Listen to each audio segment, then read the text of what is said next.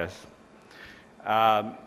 Going back to one of his favorites, elegy written in a country churchyard by Thomas Gray.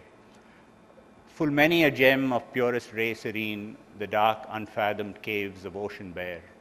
Full many a flower is born to blush unseen and waste its sweetness on the desert air. This is the promise of India. This is the promise of India. We have for us now what we used to consider to be a burden, our population, has actually turned out to be our strength.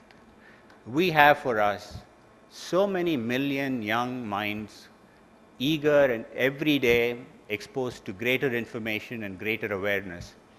And harnessing this young population that we have, we call it the demographic dividend for India. It's a phenomenal challenge for us to be able to shape and lead these minds into being competitive. So earlier we talked about India becoming a knowledge capital in the area of business process outsourcing, in areas like analytics and so on. It is easily doable because what we have in India is such a profusion of raw talent, and if we can only give them the opportunities, they can do what the world does with far fewer resources. I think we have subsequently been able to see global manufacturers recognize this kind of capability in India.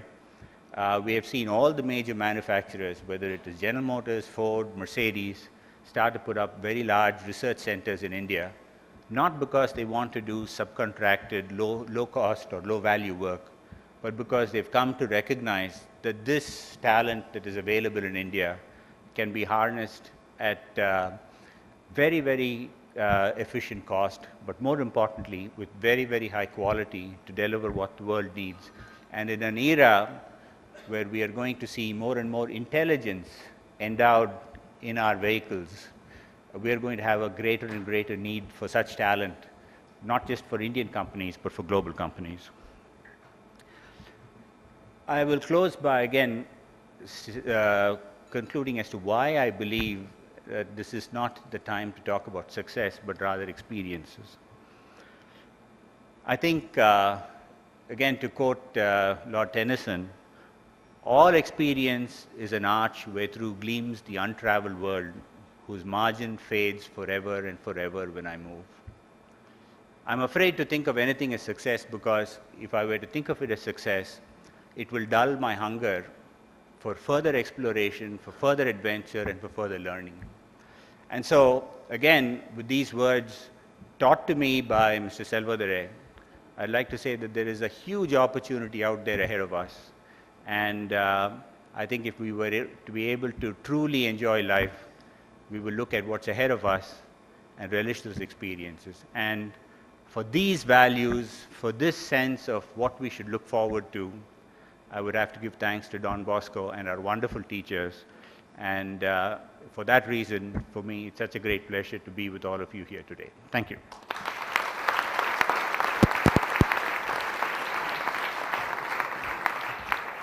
Thank you, Dr. Sumantran. What evocative lines. Full many a gem of purest ray serene, the dark unfathomed caves of ocean bare. Full many a flower is born to blush unseen and waste its sweetness on the desert air. And the message of hope, national hope of the huge resource of talent that India can be proud of.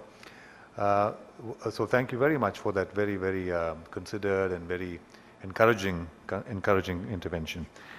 When we started this session, or before we started this session, when we were having breakfast outside, somebody, I don't know, one of the panelists said, who is going to be here for 2.5 hours listening to us? You probably have to herd people inside and bolt the doors from outside so that no one can leave.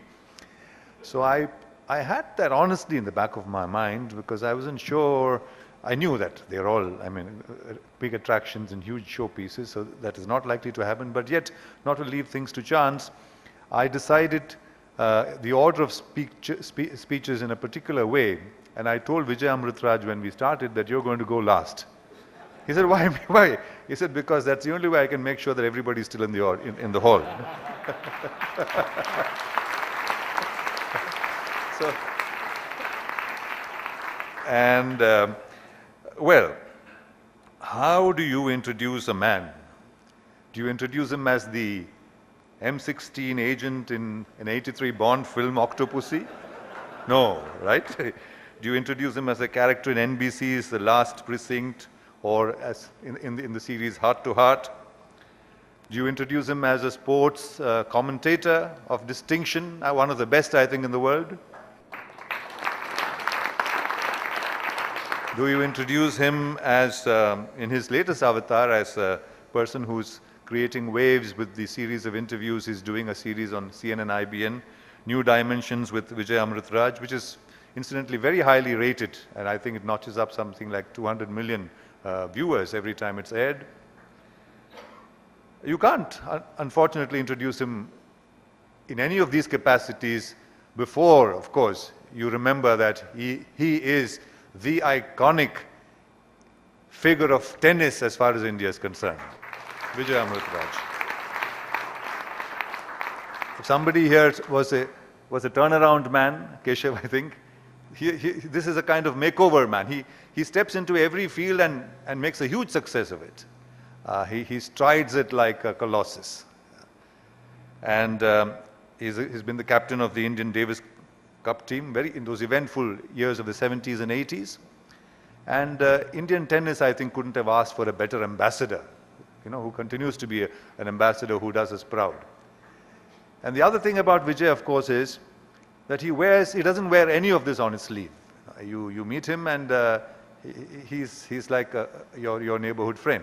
There's nothing of this. There are kinds of modesties. I think it was George Bernard Shaw who said, modesty is like the underwear. Good if it's hidden, bad if it's seen. But Vijay's modesty is genuine. It's not modesty he wears for effect. Some important people are modest because they need to be modest, right? It's not that. So he's a genuinely modest person with so much to be immodest about. That's what's funny about it. And the other thing is, I don't know whether he ever scowls, I've never seen him, he only smiles. I think the only expression he has, or the trademark expression is that smile, that open, lovely smile, the charming smile. It's such an infectious smile. It spreads warmth, it spreads camaraderie, it spreads a sense of good feeling. You feel warm in his presence. And therefore, I'm sure when I speak for each and every one of you, when I heartily welcome Vijay Amritraj to speak to us.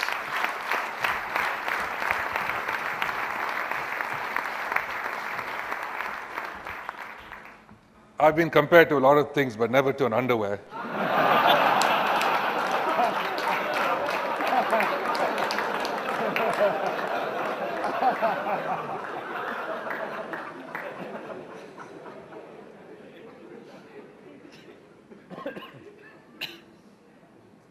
Let me first join everyone in just saying thank you to Sashi. You were terrific as a moderator here. Thank you very much.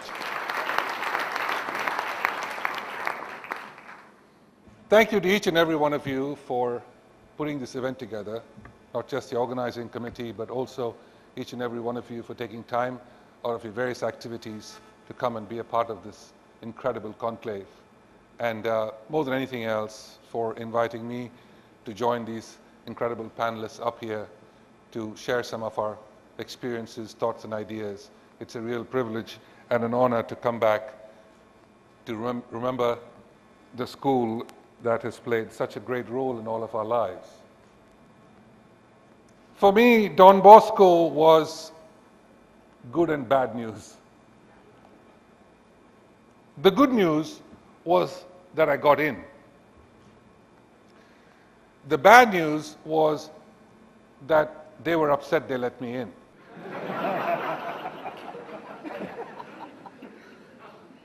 I think it would be fair to say that I got through Don Bosco because my mother had a wonderful relationship with the teachers. I have the unique distinction of having been beaten by every one of them. Constantly. Repeatedly. to a point where they thought I enjoyed it.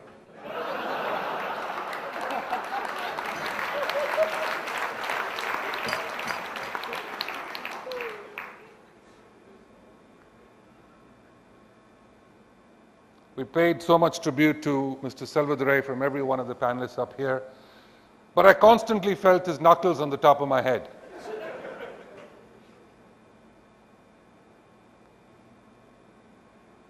Mr. Jacob, Tamil Master. Fortunately, I got 34.5 at every test, so he had to pass me. Mr. Vincent, Science Master, who spoke with a nasal twang. Vijay Amritraj, he constantly spoke with a nasal twang. I couldn't quite understand it. I thought he needed lessons from Mr. Selvadurai.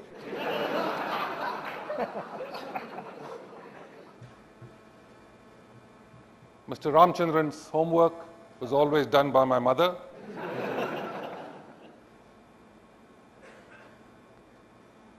Mr. Miranda did geography. And to this day, he is constant topic of conversation in my house. Mr. Miranda, I couldn't quite understand the geography of the world. I wrote everything in the long essays except what was needed. I always sat in the first row because that's where the worst students sat. I won't mention the friends who were seated next to me because they constantly sat there as well. My number in class for geography tests was 569. And I remember this one very specific test where we got our papers back and I had written a whole bunch of it. I had written a lot. And he called me up because he had the papers very close to his face when he looked at it. And he said, 569, Kamya? I was sitting right next to him, right there. So I got up and I went to the front of the class and he said, if you can get 53 in history, why can't you get 53 in geography? So I said, sir, you're looking at the paper upside down. And of course, I got a few more of this wax on the back. My mother spent a lot of time in school. Couldn't decide whether the fees was for her or for me. Father Mallon was a good friend because I saw him frequently.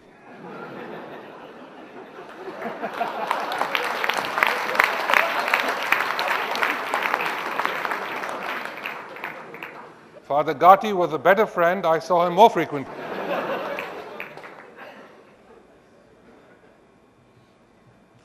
I enjoyed my tuitions every weekend.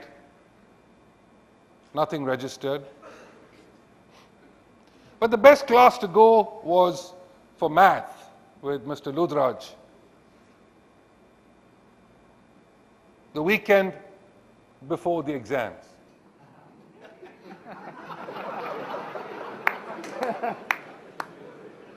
I'm not going to give you the answer because all of you know it.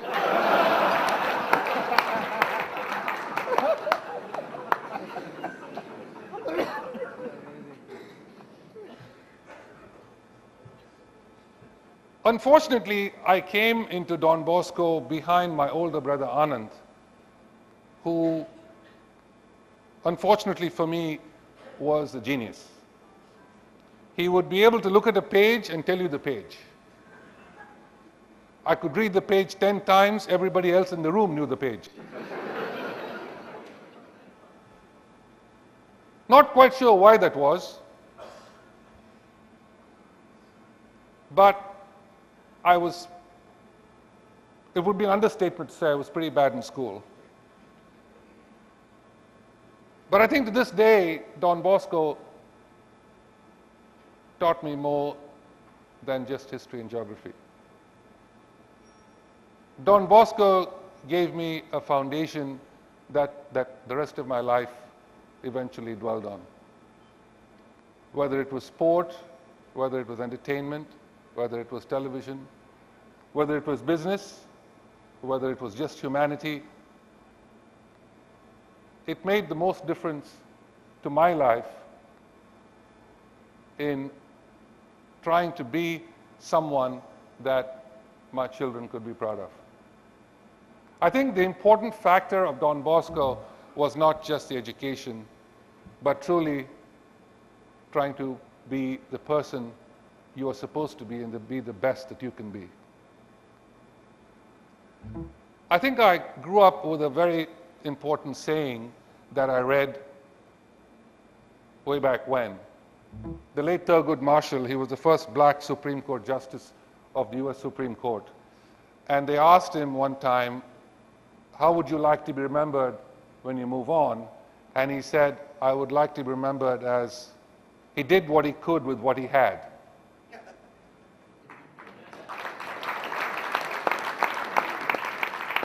And I think to a great extent, that's what we all sort of rely on, to be the best we can and take the best out of each day. Success is honestly so different than what I envisioned it to be as we move forward in life. And as you rightly pointed out, it is truly an experience to be able to use that as honestly the basis of success. There is a great saying on the center court at Wimbledon, when you walk into the center court, there is a saying as you go in when you can't even walk straight because you're so nervous, and it's by the great Rudyard Kipling and from his script of If, where it says, if you can treat triumph and disaster and have both imposters just the same. And of course you go in there because as an athlete you look forward to winning, but it is also how you conduct yourself. Don Bosco played a very important role also in my growth as an athlete, believe it or not, even though, as YG rightly pointed out, we got penalized for going for that Davis Cup match many years ago.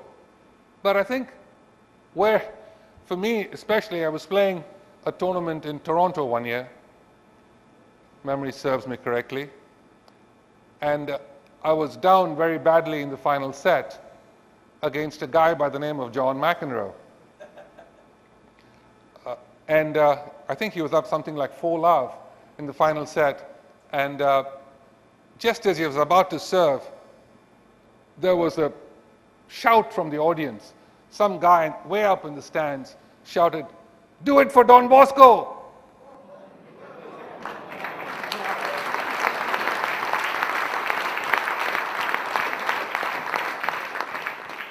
And McEnroe turned up to him, of course, and said, "Shut up there." And I ended up winning 7-5 in the final set.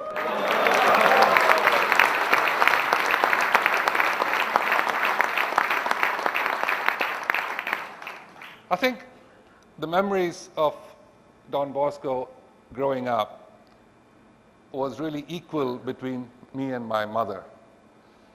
We spent a lot of time outside school, inside school, after school, and I think also teachers in Don Bosco took special sort of fascination keeping me after school, after 3:45, because they knew I was trying to run off and play some tennis, which I was also not very good at the time. But it taught me a great deal of discipline. And then it taught me a lot more than what I was meant to be in there for. As I've always said, the 5 Ds that are so important for the success of anyone in any business, in any walk of life, whether it's sports, entertainment, business, in life in general, the 5 Ds have always meant the most to me. The first, of course, is desire. If you don't have the desire to do something, then don't do it. You really must have an overwhelming desire and passion to do something, whatever it might be. The second, of course, is the discipline that follows. Do you have the discipline to carry on with that desire? and expand with it. And then, of course, the next two that we're all aware of, and that is the determination and the dedication that goes with it. The sacrifices that you have to go through in any walk of life to achieve anything that you might want to achieve just to hit your personal goals.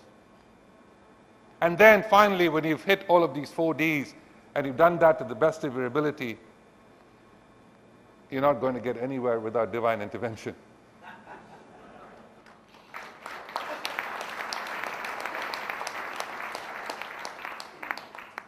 I think the great thing that we should all be proud of is the fact that we come from a nation that makes us better as people.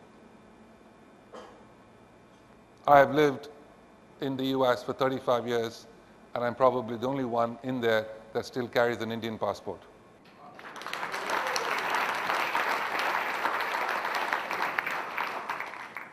I think we're taught things in school and college that we take with us because that is truly the foundation of who we are.